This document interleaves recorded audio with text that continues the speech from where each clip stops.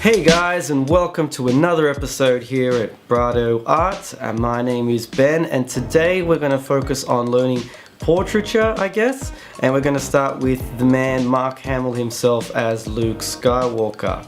And the way I'm going to do this is I'm going to just play a time lapse of the drawing that I did just in the background. And I'm just going to walk through a few of the main tips and techniques that I use to get started really and take this thing to a grayscale drawing.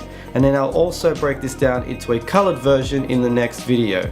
So what I'm just going to focus on today is getting the likeness of the character, using the proportions and landmarks of the face to get that looking really good before we start moving on to color or anything like that. Okay, so let's get started. Okay, so as I'm starting the drawing, the first thing I'm looking for is three key lines in this one, and that is the brow line, the nose, the line under the nose, and the line of the chin. And once I've got those three lines, I can start adding in further details. I've gone in and started marking out the outline of the eyes, the shape of the nose, and of course the outside of the face. Now I've done this with very simple line. I haven't gone in and started doing too much detail as yet. It's more about getting the landmarks on the page.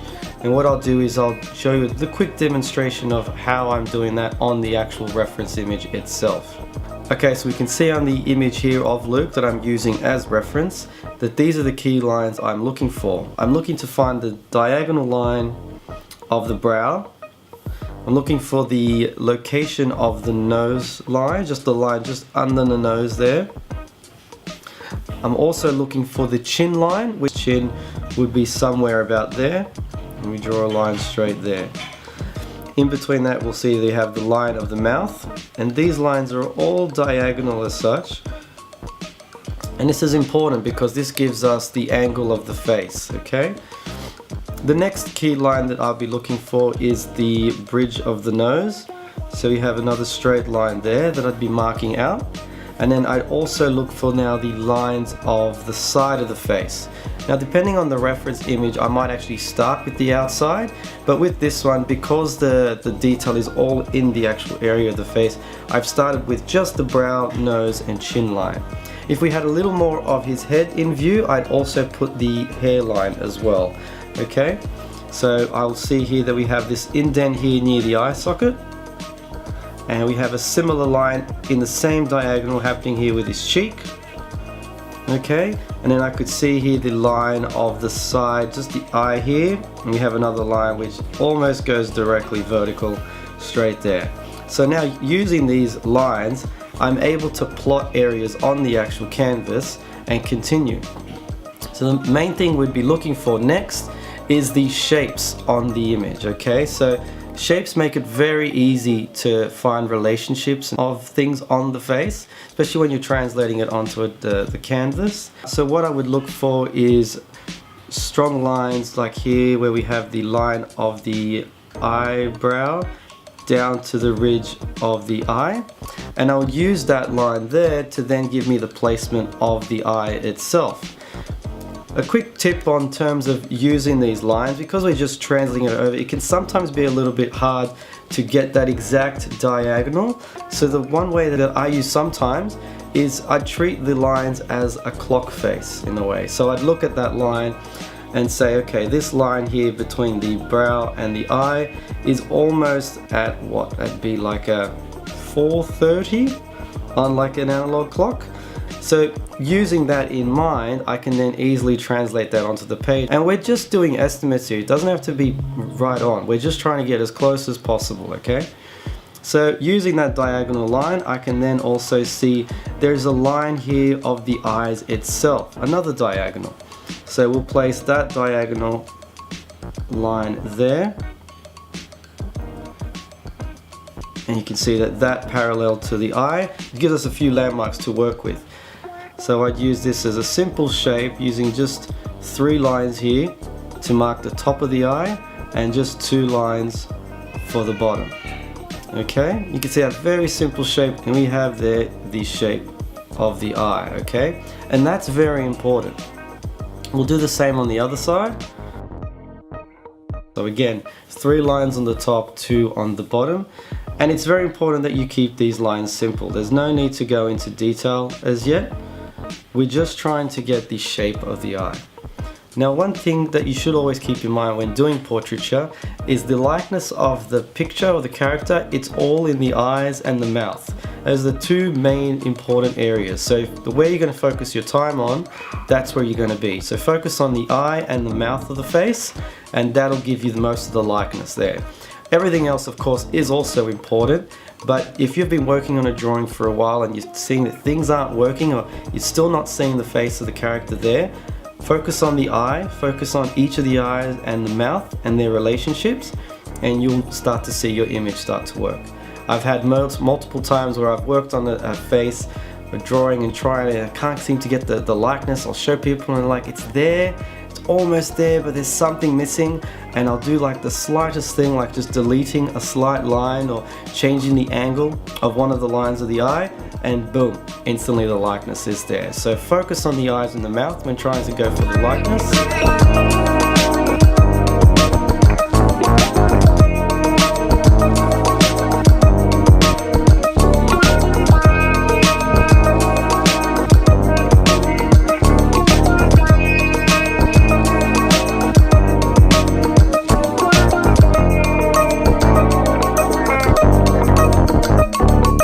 When drawing the eye and you're looking for the placement of the pupil, the iris in the eye, a good way is sometimes to not look at the pupil but actually the whites of the eye and trying to find the shape that's happening there. That can sometimes make it a little bit easier because you're not focusing on just putting the iris in and having that eye look at you.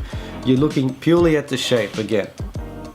So what I would do with his eye here, I would look at the shape created there. And I could see there, okay, there's a cool little square there, a rectangle. And then I would see that on the other side is only a very small shape of the eye, okay? I do the same on the other side. I see another simple line there. And again, we have there the shape. So using that shape and what we'd previously drawn of the eye, we would have the correct placement right there of the eye. So again, another thing to help you guys in getting that likeness in the eyes. Okay. So what I'll be doing next is purely just blocking out other shapes of the face. I'm blocking out areas of darkness and lightness on the face. Keeping it again simple, looking for little landmarks on the face, like here's just as the skull pulling back there. I look for the lines here of these crow's feet, I guess you'd call it, on the side. I look for the cheekbone line and the eye socket line. Okay, again, you can look at these diagonals and you'll notice that they're all very similar. So it helps. Once you get these diagonals all starting to work, it becomes easier and easier to plot the rest of the landmarks down. Okay, so shape of the nostril here. Shape of the inside, of the nostril. Again, simple shapes. Okay, and we have here the placement of areas of the face. Okay, so I'll just let the video continue. And you'll see that now I'm just going through and just adding further details. I'm starting to use more curved line because I'm actually quite happy with the likeness. It's starting to come through in the drawing. I'm continuing to now just fill in the areas of shadow, or it's really mid-tone that we're looking at. So the darker areas on the face, and then leaving the areas of light open. So I'm just focusing on getting the darker areas of the face, those darker shapes starting to show, and I can start to see whether or not the drawing is working. Now that I'm happy with the shadows, I've started using a little bit of white or lighter value to try and put in the hot spots on the face. Once you start putting this in, you'll really see the face start to come to life. So I try and leave this right up until the point where I'm very happy with the drawing. Because once you've added too many things on there, you might get a little bit too committed and you'll be less likely to make changes. So try and keep things as simple as possible until you're really happy with the drawing. So from this point on, it's quite simple. I'm pretty much just looking at the drawing and putting the detail into the face. So the hardest part of the drawing is those first few steps. It's all about getting those 20 or 30 minutes that you take, or even if it takes you an hour, It's more important to get those strong landmarks, making everything look right before you move into shading. I've seen a lot of artists will start rendering the eye before the rest of the face is even drawn. That's terrible. You should never do that, because what happens if you realize that that eye that you've done is in the wrong place? Especially when you're working traditionally, you pretty much have to erase and start again. So keep things as loose and light as possible. Don't commit too early to any area of the face. You really need to just focus on getting all of those landmarks down, making sure that the likeness is there, and once you're happy, that's a good place to start. Okay, that's starting to look good, and you can continue to add a few more lines in there, a few more details, and keep building that up until you're ready to start doing some shading. So keep that to the absolute last, okay? Now, one thing with portrait drawing as well is you want to focus on the face. So I've used their really dark shapes in his hair and the darkness of the coat. I've made it a little bit darker just so that it draws the eye to the face. So we're not looking at the detail in his coat. That's not what's important. Another way to improve your drawings is to only put the detail in the areas of where you want the viewer to look, okay? If you want people to look at the trimming or the line of the coat, the sewing, then put a lot of detail there, but I'm pretty sure not many people will be interested in looking there. So you really want to focus all of your efforts in the eyes, the mouth, the nose, this kind of triangle of detail, I guess. And even if you have really loose lines on the side of the face and loose hair, the drawing will still work, because all of that looseness will draw the eye into the highly detailed areas and make your drawing pop even more.